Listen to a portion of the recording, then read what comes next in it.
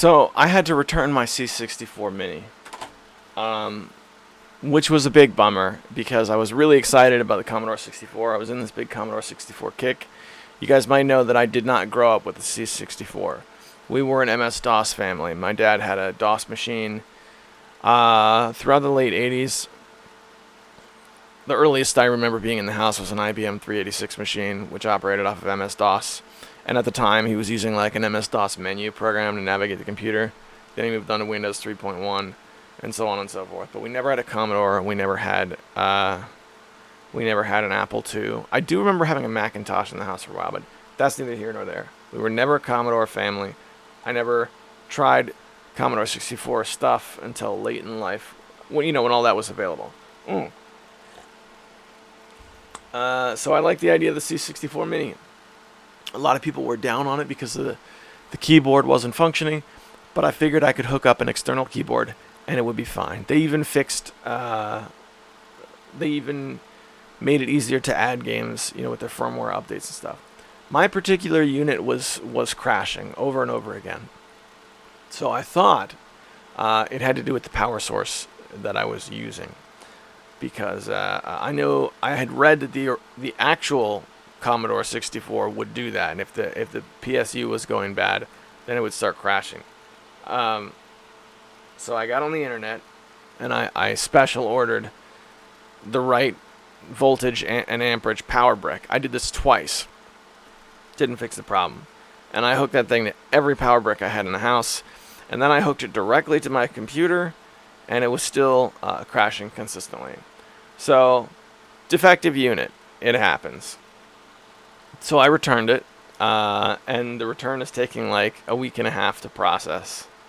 So I'm probably not going to order another one, which is a crying shame. I think the most fun I had with the C64 Mini was using my old laptop. I got, what is the name of the emulator? HOXS64. I got a C64 emulator running on my computer. Then I took the controller that comes with it, the joystick that people complain about, hooked it directly up to my laptop, and that's how I played. I got to play Barbarian, which was more fun than I thought it would be, and I got to play Impossible Mission. Impossible Mission is the game I was looking forward to the most, but I still have my weird physical release that they did on the Wii. Yes, this is a Commodore 64 game, which got a dedicated Wii release at some point for some reason. So look at that.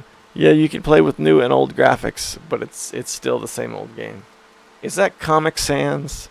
Stay a while, stay forever, and Comic Sans. All right. Still love the Commodore 64. I